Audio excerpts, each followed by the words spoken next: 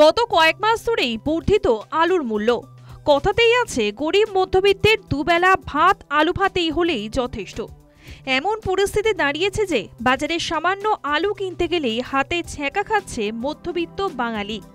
প্রতি কেজি আলু কিনতে হচ্ছে ৩৫ টাকা ৪০ টাকা দরে। আলুর দাম নিয়ন্ত্রণে আনার জন্য হস্তক্ষেপ করেছেন মুখ্যমন্ত্রী মমতা বন্দ্যোপাধ্যায়। প্রগতিশীল আলু ব্যবসায়ী সমিতির সঙ্গে বৈঠক করেছেন মন্ত্রী বেচারাম মান্না। সেই বৈঠকেও সমাধান সূত্র বেরোয়নি শেষ পর্যন্ত। মঙ্গলবার বর্ধমানে প্রগতিশীল আলু ব্যবসায়ী সমিতির ব্যবসায়ীরা বৈঠকের পর কর্মবিরতি তুলে নেন। এরপর প্রগতিশীল আলু ব্যবসায়ী সমিতির ব্যবসায়ীরা বাজারে আলু সরবরাহ শুরু করলেও এখনো পর্যন্ত আলুর দাম কমেনি। বিক্রেতারা বলছেন যেহেতু তাদেরকে বেশি দামে আলু কিনতে হচ্ছে তাই তারা ৩৫ টাকা কিলো দরে আলু বিক্রি করছেন। কেজি প্রতি জ্যোতি আলুর দাম ৩৫ টাকা ও চন্দ্রমুখী আলুর দাম ৪০ টাকা। আবার কোনো কোনো জায়গায় ৩০ টাকা এবং ৪০ টাকাতেও বিক্রি হচ্ছে আলু। এই দামেই আলু কিনতে বাধ্য হচ্ছে ক্রেতারাও।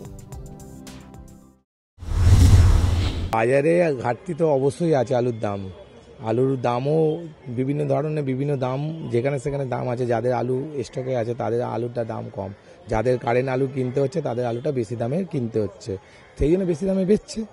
এই পরিস্থিতির মধ্যে এখন আছে, কি করা যায় সেটাই জানি। এখন আপনাদেরকে বেশি দামে আলু কিনতে হচ্ছে? এখনো আলু আপাতত যা পরিস্থিতি আছে ওই পরিস্থিতির মধ্যেই আছে। এখনো পর্যন্ত আলু আপ ডাউন কিছু হয়নি। 35 টাকায় আলু আছে। যেখান থেকে আমরা কিনি তারা সিদ্ধান্ত এখন নিতে পারছে না যে কিভাবে কি হবে না হবে। যতক্ষণ না ওখান থেকে আমরা কম দামে পাবো আমরা তো কম দামে বেচতে পারবো না। আমাদের কিলো 2 টাকা লাভে বেছি,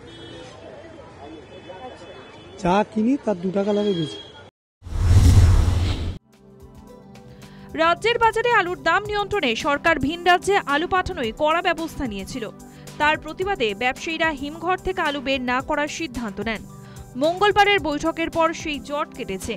বিক্রেতারা আশা করছেন বাজারে নতুন আলু সরবরাহ শুরু হলেই আলুর দাম অনেকটাই কমবে। কিন্তু নতুন আলু কবে আসবে বাজারে তার উপরেই নির্ভর করছে আলুর দাম। News time.